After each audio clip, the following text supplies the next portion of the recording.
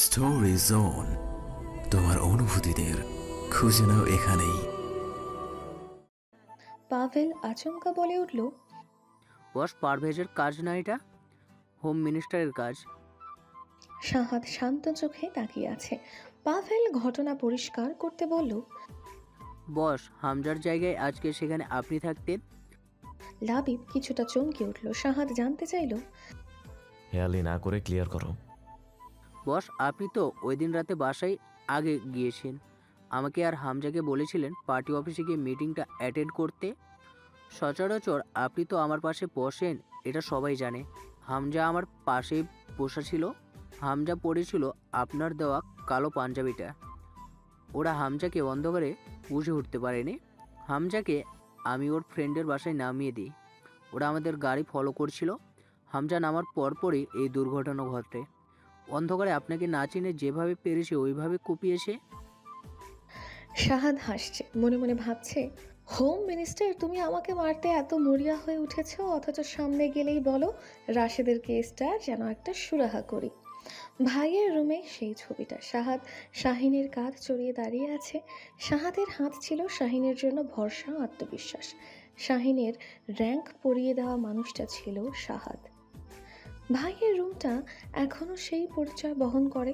ছবিতে জলজল করছে অকুতভয় দুঃসাহসী সংগ্রামী সৈনিক, বাংলাদেশ নৌবাহিনীর লেট কমান্ডার শাহাদ ইমরোজ। সাদা ইউনিফর্ম, কাঁধে গুরুত্বপূর্ণ র্যাঙ্ক। প্রতিটা চিহ্ন প্রকাশ করছে দুঃসাহসিকতা, বুদ্ধিদীপ্ততা, ক্ষিপ্রতা। মাথায় সাদা কালো ক্যাপ, চোখে নির্ভয়, যেন যে কোনো সময় প্রতিটি আক্রমণের জন্য প্রস্তুত। পাশে দাঁড়িয়ে থাকা ছোট ভাই শাহিন ইমরোজ ক্যাপ্টেন র্যাঙ্ক পেয়েছে। কাঁধে শক্ত হাতের ছোঁয়া। পেছনে ঘুরতেই প্রফেশনাল জীবনের অভিভাবককে পেয়ে চোখের কোণে উকি দেওয়া জলটুকু আঙুলের খোঁচায় অদৃশ্য করে দিল। What happened, Major? Nothing serious, sir. Don't be sad. Past is past. You have to live in this present and think about future. Is that clear? I, sir. Sahad কিঞ্চিত হাসল। ভাই এখনো তাকে আইডল ভাবে। আই আই কথাটা শুনে রক্ত আবার ঝলসে উঠেছে। মনে হচ্ছে এই তো হাত ছানি দিয়ে ডাকছে সমুদ্র। বাংলাদেশ নেভাল একাডেমি ছিল তার ঘাঁটি, সমুদ্র ছিল তার বাড়ি, অথচ এখন 3 বছর বাড়ি যাওয়া হয় না, হবেও না কখনো। বাড়ি ছেড়ে চলে এসেছে। এখনো রাতে মনে হয় এই তো কল আসছে মিশনে যাওয়ার, নতুন অফিসারদের লিড করার। নেভাল টার্মে আই ক্যাপ্টেন অর স্যার, এই 3 শব্দের মানে অনেক সিম্বলিক, যার অর্থ I here the order, I understand the order and I will ওবে the order. Ready হতে যাও শাহিন, কিছুক্ষণের মধ্যে বেরোতে হবে আমাদের। জি ভাইজান। শান্তিতে সংগ্রামে সমুদ্রে দুর্জয়, এই প্রতীক্ষা নিয়ে জীবন যুদ্ধে নেমেছিল। সেই পণকে মনে প্রাণে ধারণ করে হয়ে উঠেছিল সেরাদের একজন, যাকে ঘিরে ছিল ডিপার্টমেন্টের আশা। অনেকগুলো মিশন অপারেশন সাকসেসফুল করেছে দেশের জন্য, হাতে ক্ষমতা ছিল, কিন্তু প্রয়োজনে সেই ক্ষমতার ব্যবহার করতে পারেনি। সেদিন থেকেই প্রতিজ্ঞা নিয়েছিল, যেখানে ক্ষমতা সেখানে সাহাদ। স্বেচ্ছায় অবসর গ্রহণ করেছে বাংলাদেশের নৌবাহিনীর চৌকস, অত্যন্ত সাহসী, বিচক্ষণ লেট কমান্ডার শাহাদ ইমরোজ। নেভাল একাডেমি এখনও স্মরণ করে সেই অফিসারকে, যার আন্ডারে থাকা প্রতিটি অফিসার এখনও খোঁজ নিয়ে বলে, Your team miss you, King of the Wave. King of the wave, এই নাম রাশেদের দেওয়া। এরপর থেকে নেভাল একাডেমিতে কিং অফ ওয়েভ বললে এক নামে চেনে। শাহাদের অসাধারণ ক্ষমতা ছিল স্রোতের সাথে সখ্যতার, শাওরে গর্জন তোলার। বিশাল উত্তাল ভরা সমুদ্রে ঝাঁপিয়ে কত মিশনের ঝুঁকি নিয়েছে, কত অপরাধ দমন করেছে, কত অসহায়ের প্রাণ বাঁচিয়েছে। মহান রব সবসময় পাশে ছিলেন। সর্বোচ্চ ভয়ানক মিশন ছিল নিজের জীবনের ঝুঁকি নিয়ে 320 জন নাবিকের উদ্ধার করা, 3টে নেভি শিপ জ্বালিয়ে দেওয়া, যেখানে দেশের হাজার কোটি টাকার মাদক দ্রব্য ছিল। নাবিকরা নাম দিয়েছে আলবার্টস। সেদিন উড়ে এসে আলবার্টসের মতো বাঁচিয়েছিল তাদের। দস্যুদের জন্য আতঙ্ক ছিল এই নেভি অফিসার। মনের সাথে সেবার যুদ্ধ করে খুব অল্প বয়সে এই স্রোতের রাজা অবসরে চলে আসে। এই নিয়ে কত বাক বিতণ্ডা, তর্ক বিতর্ক, উচ্চ পদস্থ অফিসারদের সাথে নেভাল একাডেমি ছাড়তেই চায়নি। শাহাদের বাবার সাথে তো রীতিমতো নীরব স্নায়ুযুদ্ধ চলেছে কয়েক মাস। শেষে রায়হান সাহেব হাল ছেড়ে বলেন, Your life, your wish. Can do anything? শাহাদ হেসে মনে মনে বলে ওঠে, Finally, the decision has been locked. নতুন লড়াইয়ের জন্য মাঠে নেমে পড়তে হবে। এখন সে এমপি শাহাদ ইমরোজ। জনগণের ভবিষ্যৎ ছেড়ে এসেছে সমুদ্র বাড়ি, সময়ের অপেক্ষা পুনরায় জলোচ্ছ্বাস হয়ে আছড়ে পড়ার। আবার তুলবে শাওরে গর্জন। এবার প্রস্তুতি অসীম। মানচিত্র বদলে দেবে সেই সব মানবরূপী নামধারী পশুদের জীবন থেকে গুরুত্বপূর্ণ মানুষটাকে কেড়ে নেওয়ার অপরাধে। দিয়া একপাশে শেহজাকে কোলে নিয়ে বসে আছে গেস্টের মতো। মাঝে মাঝে নিশি শিফা এসে দেখে যাচ্ছে। শেহজা এতক্ষণ চুপচাপ ছিল, সদ্য নতুন কিছু ইঙ্গিত দিচ্ছে। মেয়েটা এখন আর চুপচাপ থাকবে না। দূর থেকে যা শোনা শুনেছে। এত দূর থেকে কিভাবে চিনে ফেলে গলাটা? হয়তো রক্তের টান বলেই। দিয়া নিজেও কোমরে ব্যথা নিয়ে সামলাতে পারছে না। অপরদিকে শেহজাকে নেওয়ার জন্য কাউকে ডাকতে পারছে না। পার্পল কালারের কারচুপি কাজের মসলিন শাড়ি পরেছে, একবার তাকালেই মায়ায় পড়ে যাবে। হাসলে একপাশে টোল পড়ে। মাথায় পার্পল হিজাব। শেহজাকে রাখতে না পেরে দাঁড়িয়ে যায়। ব্যথাটা সাথে সাথে টনটন করে ওঠে। লম্বা পা ফেলে দিয়ার সামনে এসে দাঁড়ায়। শেহজা অস্ফুট স্বরে কিছু একটা বলছে শেহজার বাবাকে দেখে। দিয়া তাকিয়ে স্বস্তির নিঃশ্বাস ফেলে। শাহাদ আঁক বাড়িয়ে মেয়েকে কোলে নেয়। দিয়া দাঁড়াতে পারছিল না। দূর থেকে ঠিকই খেয়াল করেছে শাহাদকে দেখে চেয়ারে ঠেস দিয়ে দাঁড়িয়ে আছে। শাহাদ আশপাশটা দেখছে, প্রচণ্ড ভিড়। শেহজাকে কোলে নিয়ে দিয়ার দিকে তাকালো, হাত বাড়িয়ে দিল দিয়ার দিকে। দিয়া বুঝতে পারছে না শাহাদ কি চাইছে। শাহাদ দিয়ার মনোভাব বুঝতে পেরে বলল, ফারা, হাতটা ধরো। দিয়া ঘোরের মধ্যে চলে গেল। আবারও সেই মনে ঝড় তোলা আর্তনাদ, সেই উচ্চারণ, সেই ডাক। ৭-৫ না ভেবে, মুহূর্তের অপচয় না ঘটিয়ে খপ করে হাতটা ধরে ফেলল। শাহাদ হাতের দিকে তাকিয়ে হাতের মুঠো ঘুরিয়ে আঁকড়ে ধরল দিয়ার হাত। ডান পাশে কোলে মেয়ে, বাঁ হাতে স্ত্রীর হাত। দিয়া এক হাতে শাড়ির কুচি ধরেছে, অন্য হাতে শাহাদের মুঠোবন্দি। মাঝপথে এগিয়ে আসে এলিন।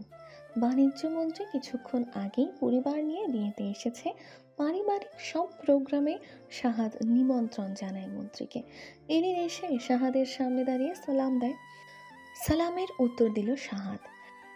শাহাদের পাশে মেয়েটাকে দেখে কেমন যেন মোহে চলে গেল। কোলে থাকা পুতুলটা শাহাদের মেয়ে বুঝতে পেরে এলিন হাত বাড়ালো শেহজাকে কোলে নিতে।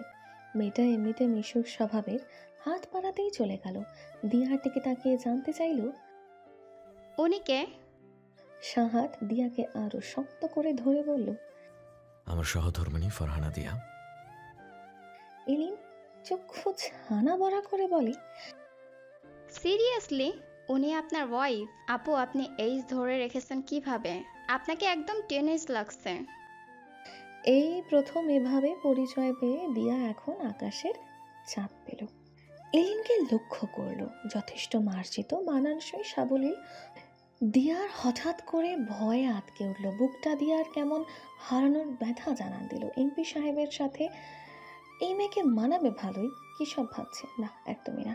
এমপি সাহেব শুধুই দিয়ার কাছেই ঘেঁষতে দেবে না কাউকে, করুক অপছন্দ তাকে, তবুও দিয়ার। এলিনের কথায় শাহাদ প্রচণ্ড বিরক্ত এবং বিচলিত। এই মেয়ে বেশি কথা বলে। কানা করে সময় নষ্ট না করে এলিনকে বলল, আপনি কি আমাদের একটু সময় নেবেন মিস? ফারা একটু অসুস্থ, ওকে বসিয়ে দেই, শেহজাকেও খাওয়াতে হবে। Nice name. শেহজাদকে না হয় আমি খাইয়ে দিব। শাহাদ দিয়ার দিকে তাকিয়ে আবার এলিনের দিকে তাকালো।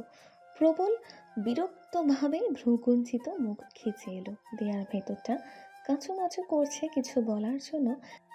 এলিন, আপনি কিভাবে খাওয়াবেন? আমার বেবির বয়স 9 মাস, ওকে ব্রেস্ট ফিডিং করাতে হবে। শাহাদের এমন জবাবে এলিন মারাত্মক লজ্জা পেয়ে শেহজাকে কোলে দিয়ে দিল। সরি বলে সামনে থেকে সরে গেল। দিয়া নিজেও মাথা নামিয়ে ফেলল। শাহাদ এবং দিয়াকে দূর থেকে রায়হান সাহেব এবং সুলতানা দেখছে, একে অপরকে ইশারা করছে, কিন্তু কেউ কোনো হেতু বের করতে পারল না। তাই আপাতত মেহমানদের সামলাচ্ছে। শাহাদ দিয়াকে নিয়ে একটা চেঞ্জিং রুমে বসলো। ভেতর থেকে দরজা আটকে নিজেও বসে পড়ল। দিয়া শাহেজার মুখটা মুছে দিল। দিয়ার দিকে তাকিয়ে বলছে, বাইরে যাওয়ার দরকার নাই, এখানেই বসে থাকো। দিয়া মাথা কাত করে সম্মতি জানালো। শাহেজার বাবার সামনেই কাঁদছে। দিয়া সামলাতে না পারাতে শাহাদ কোলে নিতেই কি যেন বলছে। এমন তো করে না পুতুলটা। শাহাদ ভ্রু কুঞ্চিত করে দিয়ার দিকে তাকিয়ে বলল, কি বলছে মেয়ে? দিয়া মাথা নামিয়ে বলে, ক্ষুধা পেয়েছে, খাবে বলছে। শাহাদ শাহেজাকে দিয়ে বাইরে বেরিয়ে গেল।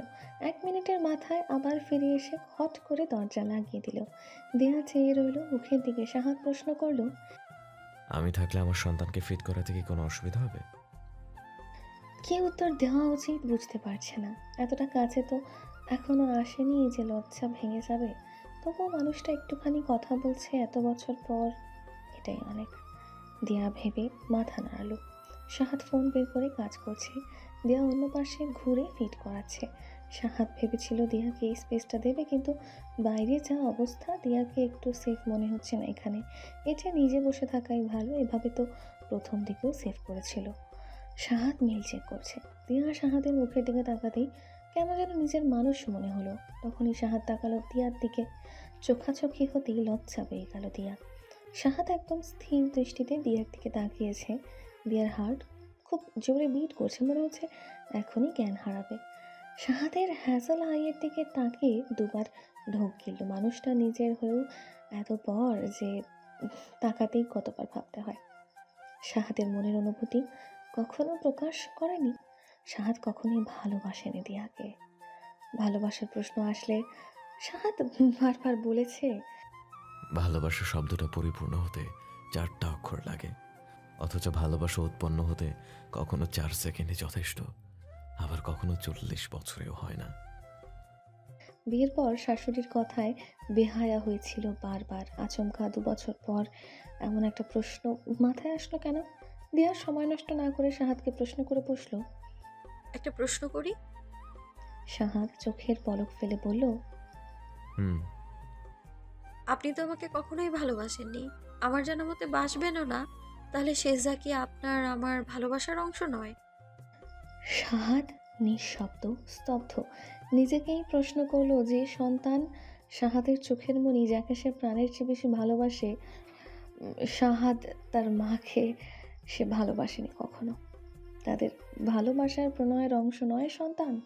দিয়া জানে সে উত্তর পাবে না। শাহাদকে বিব্রত দেখতেও ভালো লাগছে না, তাই নিজেই আগ বাড়িয়ে বলল, জানেন এমপি সাহেব, আমার এই দুনিয়াতে খুব কাছের সম্পর্কের মধ্যে আপনি ছাড়া আর শেহজা ছাড়া কেউ নেই। আপনি তো আমাকে কোনো ক্যাটাগরিতেই বিবেচনা করেন না। শেহজাও কয়েক বছর পর ভুলে যাবে তার জীবনে মা নামে কেউ ছিল। সেদিন বড় আপু বলছিল, তোকে তো আমার ভাই রক্ষিতাও রাখবে না, তুই আমার সংসার নষ্ট করেছিস। এই একটা কথা কেন আমাকে সবাই বলেন? আমি আপনাকে কতবার বুঝিয়েছিলাম আমি ইচ্ছে করে করিনি। কথার মাঝে দরজা খোলার আওয়াজ পেয়ে বুঝতে পারল শাহাদ বেরিয়ে গিয়েছে। দিয়ার কথা শুনতে পছন্দ করছে না। শাহাদ গিয়ে শিফা এবং নিশিকে পাঠিয়ে দিয়েছে। শেফালি তখন থেকে কার সাথে কথা বলেই যাচ্ছে ফোনে। শেফালির মা ডাকাতে নিশাদের বউয়ের কাছে চলে এসেছে। নিশাদের বউ মাশাআল্লাহ খুবই সুন্দর। আচমকা আত্মীয় স্বজনদের মধ্যে কেউ একজন বলে ধীরে বলে উঠল, যে যাই বলুক আমাদের শাহাদের বউ লাখে একটা। শেফালির শরীরে জ্বলন ধরে গেল। এই মেয়ে বাড়ি আসার পর থেকেই সবার কেন তুলনা করতে হবে? বংশের সব ভাই বোনের মধ্যে সবচেয়ে সুন্দর শেফালি। 2 ভাইকে প্রেমপত্রের জন্য কত ছেলের বিচার বসাতে হয়েছিল ইয়ত্তা নেই। সেখানে সংসারে একটা নতুন মেয়ে আসতেই তুলনা শুরু করে দিল সবাই। এই গেও মেয়েটার সাথে শেফালির সবসময় তুলনা করতে হবে কেন?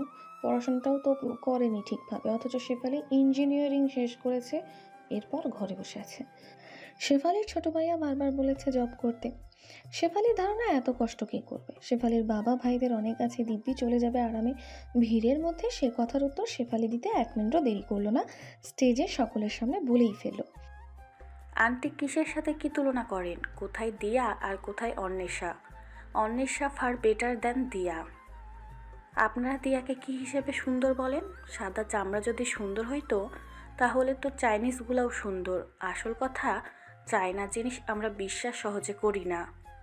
হ্যালো ডিয়ার লিসেনার্স, আপনারা শুনছেন স্টোরিজ অন প্রেজেন্স ধারাবাহিক পর্ব গল্প। আমাদের সামগ্রিক প্রচেষ্টাকে উৎসাহিত করতে লাইক অ্যান্ড কমেন্ট করতে ভুলবেন না। Thank you. Shefali, just shut up. আর একটা কথা বাড়ালে আমি কিন্তু ভুলে যাব তুমি কে। তোমাকে এত বয়সে বারবার কেন শেখাতে হবে বড়দের কিভাবে সম্মান করতে হয়? শাহাদের বজ্রকণ্ঠের ধমকে ভয় পেয়ে গেল সকলে। শেফালি মাথা নত করে রইল। শাহাদ গমগমে পায়ে প্রস্থান করল। এক ডোজেই যথেষ্ট ভরা মহলে এই মেয়েকে দমাতে। ফুফু নিজেও ভয় পেয়ে গিয়েছে। এই মেয়েকে কেউ পছন্দ করে না, যেখানে যাবে সেখানেই ঝামেলা করবে। কে বলেছে শাহাদের বউয়ের সাথে তুলনা করাতে? শাহাদের বউয়ের সাথে তুলনা করে আদৌ কোনো লাভ আছে? তাহলে তো বিদেশি মেয়ে বিয়ে করলেই পারত। শেফালি আজন্ম হিংসুটে কার মতো হয়েছে। শরীর ভরা অহংকার এই মেয়ের। বাড়িতে আসার সাথে সাথে মঞ্জিলা জেদ ধরে বসলো সবাইকে নিয়ে এখন রাতেই রওনা দেবে ইন্দ্রপুর। সেখানে মঞ্জিলার বাবা মায়ের শ্বশুর শাশুড়ির কবর আছে। ছেলে নতুন জীবন শুরু করার আগে তাদের কবর জিয়ারত করে আসুক। বউ ভাতের অনুষ্ঠান সেখানে হবে। মঞ্জিলার কথায় রাজি হয়নি রায়হান সাহেব। ভাইকে রাজি করাতে না পেরে ভাতিজার কাছে চলে যায়। শাহাদকে অনেক বোঝানোর পর রাজি হয়ে যায়। এখন আপাতত 5টা মাইক্রোবাস রওনা হলো ইন্দ্রপুরের উদ্দেশ্যে। শাহাদ যাচ্ছে না এখন রাতে। লাইব্রেরির বন্ধ ক্যাবিনেট থেকে একটা ছবি বের করেছে। 2 বন্ধুর দুর্দর্শ অর্জনের ছবি। ছবিটার দিকে তাকিয়ে আবেগটাকে কিছুতেই সামলে নিতে পারল না। আবেগে জল বেয়ে পড়ছে চোখ দিয়ে। বিড়বিড় করে বলছে, তুই চলে গেলি, আমার জীবনের অনেক বড় একটা অংশ ছিনিয়ে নিয়ে গেলি। চাইলে আর কাম ব্যাক করতে পারবো না। কথা দিয়েছিলি একসাথে রিটায়ার করব, অথচ আমার আগে রিটায়ার নিলি। চোখ বুজে নিজের উপর নিয়ন্ত্রণ নিয়ে আসলো। চোখের সামনে ভেসে উঠল প্রথম কমিশন পাওয়ার দিনের কথা। শিপে ট্রেনিং চলছিল, সমুদ্রকে করে নিতে হয় বাড়ি। প্রথম দিকে শাহাদ মন খারাপ করে ফেলতো, রাশেদ সাহস দিত, কমান্ডিংয়ে ভুল করে ফেলতো, শরীর খারাপ হয়ে যেত। যেদিন প্রথম কমিশন পেল মনে হলো সাগরটাকে নিজের নামে করে নিল। বিএনএস সমুদ্র জয় ছিল ঠিকানা। সমুদ্রের প্রতিটি দিন ছিল আতঙ্কের। যেদিন লেফটেন্যান্ট কমান্ডার কমিশন পেল সেদিন রাশেদ শাহাদকে বলেছিল, congratulation king of the wave lieutenant commander শাহাদ ইমরোজ। রুমের গ্লাস ক্যাবিনেটে প্রতিটি অর্জনের পাশে মাথা উঁচু করে দাঁড়িয়ে আছে সেই বাঁধানো ফ্রেমটি। শাহাদের জন্মদিনে উপহার দিয়েছিল রাশেদ, যেখানে লেখা আছে ব্লক লেটারে এই কমপ্লিমেন্ট। 18 বছর আগের ভীতু শাহাদকে পরিবর্তন হতে দেখেছে ডিপার্টমেন্টের প্রতিটি অফিসার। শাহাদ ছিল অন্যায়ের জন্য ভয়ের অপর নাম। আগের বছর কক্সবাজার গিয়েছিল একটি কাজে। নেভাল একাডেমির সামনে দিয়ে আসার সময় মনে হলো সেখানে নেমে অবস্থা দেখে আসা যাক। ভেতরে ঢুকতেই আগের মতো সম্মান। এগিয়ে এলো কমান্ডার আব্দুল গফফর। জুনিয়ররা সবাই শাহাদকে দেখে তাদের মধ্যে অন্যরকম তেজ লক্ষ্য করা গেল। সাব লেফটেন্যান্ট তানভীর তো বলেই ফেলল, স্যার সেদিন অসুস্থ না হলে জানতামই না আপনি শাস্তি হিসেবে 10 পুশ আপ ফিনিশ করতে বলেন। লেফটেন্যান্ট আশিক বলল, স্যার আমাকে তো গার্লফ্রেন্ডের সঙ্গে 3 মিনিটের বেশি কথা বলার অপরাধে 30 রাউন্ড রেস শেষ করতে বলেছিলেন শাস্তি হিসাবে।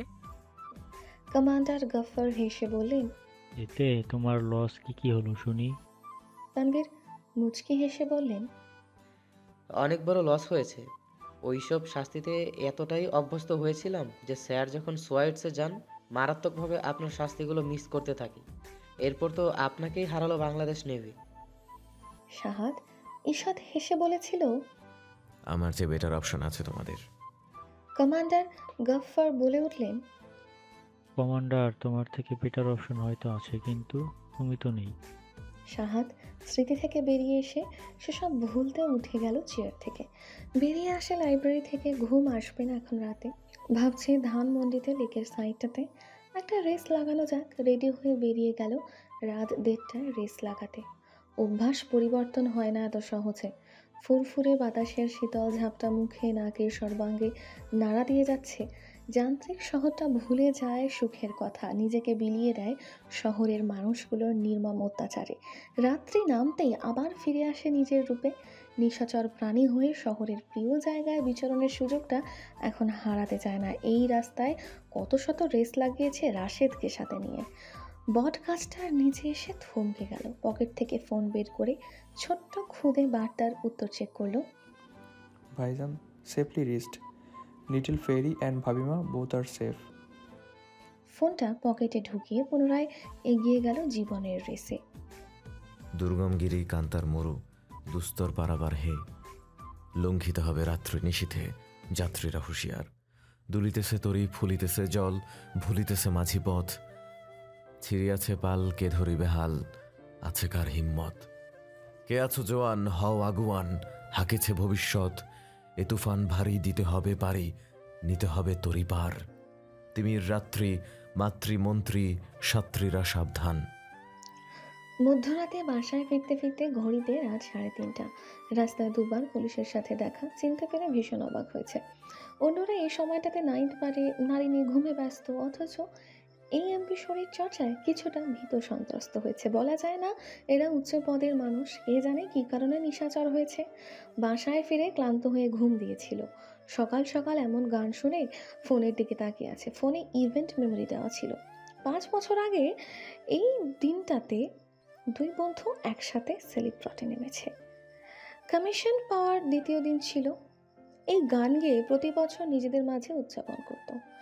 সেদিন লেট কমান্ডার র্যাঙ্ক পেয়ে মনে হলো অনেক বড় অর্জন হয়ে গিয়েছে। অন্য কমিশনগুলোর চেয়ে তুলনামূলক অনেক বেশি কঠিন ছিল এবারের পরীক্ষা। রাশেদ ছুটিতে বাড়ি ফিরেই বিয়ে করে নিয়েছিল পছন্দের পাত্রী তাহিকে, যে সম্পর্কে শাহাদের ছোট বোন।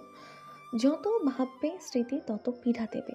ফজরের নামাজ আদায় করে তৈরি হয়ে নিল, বেরিয়ে পড়েছে ইন্দ্রপুরের উদ্দেশ্যে। মিটিং পোস্টপোন করে দিয়েছে। পাভেল গাড়ি চালাচ্ছে, জ্যামের কারণে ঢাকা ছাড়তেই 1.5 ঘন্টা। অফিস আওয়ার শুরু, মানুষগুলো ছুটছে জীবিকার তাগিদে। ইন্দ্রপুরের বিখ্যাত দিঘি মায়াবীবীর দিঘি। এই দিঘি নিয়ে কত লোককথা, রূপকথা, শ্লোক, পুঁথি রয়েছে। প্রতি বুধবার রাতে মায়াবীবীর মাঠে পুঁথি পাঠ হয়। গ্রামের প্রতিটি মানুষের মুখে মুখে থাকে এই পুঁথি। পূর্ণিমা রাতে জমজমাট আসর বসে মায়াবীবীর মাঠে। এছাড়া সেদিন ভোর থেকে গ্রামে উৎসব মেলা হয়। এই গ্রামের মেলা দেখতে আশেপাশের গ্রাম থেকে সবাই আসে। শাহিন মায়া দিঘির সামনে দাঁড়িয়ে দিঘির শ্বেতপদ্মগুলোর দিকে কিছুক্ষণ তাকিয়ে আছে।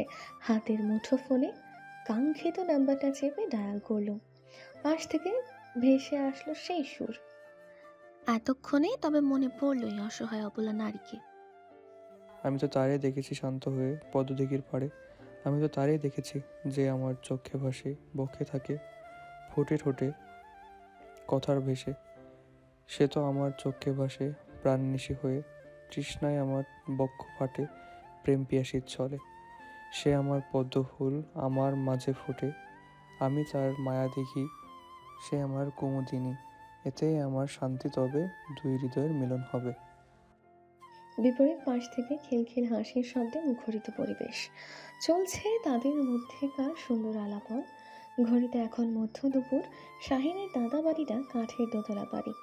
দাদা থাকাকালীন এই গ্রামের স্বনামধন্য বাড়ি ছিল। এখনও কাঠের দোতলা বললে সকলে এক নামে চেনে, মোতালেব মামুদের তারা ভিলা। শাহিনের দাদির নাম ছিল তারামণি খান। খান বংশের নবাবজাদে ছিলেন তিনি। মোতালেব মামুদ এই গ্রামের নামকরা মাতবর ছিলেন। নামে কাঠের দোতলা হলেও বাড়িটি আভিজাত্যে পরিপূর্ণ। লোকে বলে গ্রাম হয় ছবির মতন। ঠিক তাই এই ইন্দ্রপুর শিল্পীর তুলিতে আঁকা সেই সুনিপুণ ছবিখানা, যার মূল্য নেই, অমূল্যবান অতুলনীয় রত্ন বাংলাদেশ মাতৃকার। গ্রামের রাস্তাগুলো প্রতি 6 মাস পর পর সংস্করণ করে এই গ্রামের সকল গণ্যমান্য ব্যক্তিরা। গ্রামটাতে শহুরে ধাঁচের কোনো ছোঁয়াই পেতে দেননি তারা। এই কমিটিতে রায়হান সাহেব আছেন। দিঘির পাড় ধরে হাঁটতে হাঁটতে কথা বলছে নওরিনের সাথে। এত কথার মাঝে নওরিন প্রশ্ন করল, আচ্ছা শাহিন, তুমি তো ভাবিমাকে দেখেছো, উনি কি খুব সুন্দর? শাহিন মৃদু হাসে। নওরিনের কৌতূহলটা বুঝতে পারে। নওরিন ভাবনার মাঝে পুনরায় প্রশ্ন করে, উনি কি আমাদের মতো কথা বলে নাকি আরবি ইরানিতে বলে? এবার শাহিন অট্ট হাসিতে ফেটে পড়ল। এর আগে নওরিন এমন অদ্ভুত প্রশ্ন করেনি। শাহিন যতটুকু সময় পেত কথা বলার, সেই সময়টা নিজেদের কথা ভুলেই পার হয়ে যেত। শাহিন এতগুলো প্রশ্নের উত্তরে জানালো, নীরা শোনো, ভাবিমাকে আমি সেই নজরে দেখিনি। ওনাদের বিয়ের প্রায় 2 কি 2.5 বছরে এইবার প্রথম দেখলাম। আম্মু তো আমাকে ছবিও পাঠায়নি ভাবিমার। আম্মুর মতে ছেলের বউয়েরা ঘরের ইজ্জত, অহংকার, গৌরব, তাই দেখেও এত পর্যবেক্ষণ করার সুযোগ পাইনি, আর পেলেও করতাম না। উনি আমার ভাইয়ের স্ত্রী। ভাইজান আমার কাছে পিতার সমতুল্য, আর ভাবিমা মায়ের সমতুল্য। যদি বলো সন্তান হিসেবে মাকে কেমন দেখেছি, সেই কথার উত্তর হলো আমার ভাবিমা দেখতে মাশাআল্লাহ চমৎকার। মায়েরা অদ্বিতীয়, তুলনা হয় না, আর ব্যবহারও যথেষ্ট মার্জিত। আমার বায়োলজিক্যাল মা আমার জীবনের সব, আর ভাবিমা আমার জন্য সমানই একজন। আমার ভাইজানের সহধর্মিণী বলে কথা। ওনার সাথে কথা হয়েছে 2 দিনে 2-3 বার, আর উনি বাংলাতেই কথা বলেন আমাদের মতো স্বাভাবিকভাবেই, তবে হালকা টান পাই স্বরে। বাংলা টান নয় নিশ্চিত, হয়তো ওনার মায়ের ভাষার টান। তুমি সংসারে আসলে ওনাকে দেখতে পাবে। তোমার নিজেকে ছোট মনে করার কিছু নেই এই ভেবে যে উনি বিদেশি মায়ের সন্তান, উনি বিশেষেরা। বরং এটাই বলবো যে তাকে মায়ের দৃষ্টিকোণ থেকে দেখো। মা সুন্দর হলে তো সন্তান খুশি হয়, আমরাও ভীষণ খুশি। ঠিক বলছি না? আর কিছু জানার থাকলে সব না হয় ওনার কাছ থেকেই জেনে নিও। নরেন হালকা হেসে বলে, তুমি খুব ভালো একজন মানুষ। এত সুন্দর করে বললে কথাটা, ভাবিমাকে মা হিসেবে ভাবতে। আমার মন ছুঁয়ে গিয়েছে শাহিন। এই কথা এখন মনে ভাবতেই শান্তি পাচ্ছি। মনে হচ্ছে আমি কি সেই সুযোগ পাবো এত সুন্দর সুশীলা নারীকে ভাবিমা ডাকার?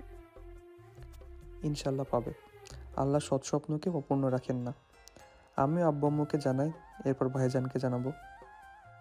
ঠিক আছে, ধন্যবাদ। গ্রামের লিলুয়া বাতাস মন ছুঁয়ে দিল। কথা শেষ করে দিঘি ছেড়ে মেঠো পথ ধরতেই নিশাদ, কাব্য, রজত, লিমন ঘিরে ধরল। নিশাদ শাহিনের কাঁধে হাত রেখে বলে, বিয়ে করলাম আমি, আর ফোনে কথা বলতে বলতে লজ্জা পাও তুমি? ব্যাপারটা কি ছোটদা? লজ্জা পাইনি, কথা বলছিলাম একটা বন্ধুর সাথে। ওইদিকে চল। গেস্ট কি সবাই চলে এসেছে? চলে আসছে মোটামুটি সবাই, আমার চাচ্চুরা, ফুফিরা। রাস্তার পাশ ধরে 5 জন হাঁটছে আর কথা বলছে। মাঝে মাঝে গ্রামের মানুষদের সাথে করমর্দন করছে, কথা বলছে। লিমন বলে উঠল আচমকা, নিশাদ ভাই, তোমার তো অনেক চাচাতো বোন আছে, রাইট? সিঙ্গেল আছে না? শাহিন পেছন থেকে কান মলে বলে, এর চাচাতো বোন তোর কি হয়? না না না, মানে মামাতো ভাই। তোর এখনো পেলে বয়গিরি যায়নি। শুনলাম ক্যাম্পাসে নাকি দাদাগিরি করে বেড়াস। ছোড়দা ছাড়ো, লাগছে। তোমাকে কে বলেছে এসব? আমি অনেক শান্ত বাচ্চা। কান ছেড়ে দেয় শাহিন। শাহিন দুষ্ট হাসি দিয়ে বলে, শোনো বাচাধন, খবরটা আমার কাছে সরাসরি আসেনি। যার বোনকে টিচ করে তিনি উপর মহলকে জানিয়েছে। উপর মহলের পিএস আমাকে অবগত করেছেন এই সম্পর্কে। দয়া করে ভুল করেও যদি উপর মহলের সামনে পড়ে যাও, পাশ কেটে যাও, প্রশ্ন করলে দোষ স্বীকার কইরো, না হলে তারা ভিলার গোয়াল ঘরে নিয়ে গরুর ভুসি খাইয়ে ছাড়বে, অথবা পিঠে চেলাকাঠও ভাঙতে পারে। লিমন সহ বাকিরা ঢোক গেল। কাব্য জোরে লিমনের পিঠে এক কিল দিয়ে বলে, শালা, টিচ করার আগে দেখবি না কার কোন ক্ষেতের মূলা তুলতেছিস? ঘুরাই ফিরাই একই ঘাটে জল খেতে আসিস কেন? রজত ছেলেদের মধ্যে সবার ছোট। শাহিনের বড় ফুফুর ছোট ছেলে। সবে মাত্র নতুন বিশ্ববিদ্যালয়ে পা দিয়েছে লন্ডনে। লিমন এবং কাব্য সমবয়সী। লিমন মেজো চাচার ছেলে, কাব্য ছোট চাচার ছেলে। নিশাদ দুজনের বয়সে বড়। নিশাদ শেফালি সমবয়সী। রজত বিস্ময় নিয়ে বলে, হোয়াট ইজ উফর মাহল? হ্যাভ ইউ টোল্ড অ্যাবাউট বড় ভাইজান? শাহিন মাথা ঝাঁকায়। রজত হেসে বলে, oh really? Why are you afraiding? He never scold, he is so innocent, isn't he so cute? Limon খ্যাক করে উঠল।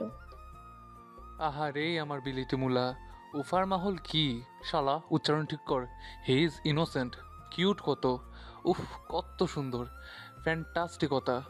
পরানটা শীতল হইয়া গেছে। তোমালে তো বলো ভাইজান লেদা পোলা পানের মতন প্যাম্পার করে, তাই তো ইনোসেন্ট লাগে। বেটা চিনস বড় ভাইজান রে, থাকস তো 7 সাগর 13 নদী পারে, বছরে আসস 2 বার, আর আসছে বড় ভাইজানের সার্টিফিকেট দিতে। হ্যালো ডিয়ার লিসেনার্স, আপনারা শুনছেন স্টোরিজ অন প্রেজেন্টস ধারাবাহিক পর্ব গল্প। আমাদের সামগ্রিক প্রচেষ্টাকে উৎসাহিত করতে লাইক এন্ড কমেন্ট করতে ভুলবেন না। Thank you.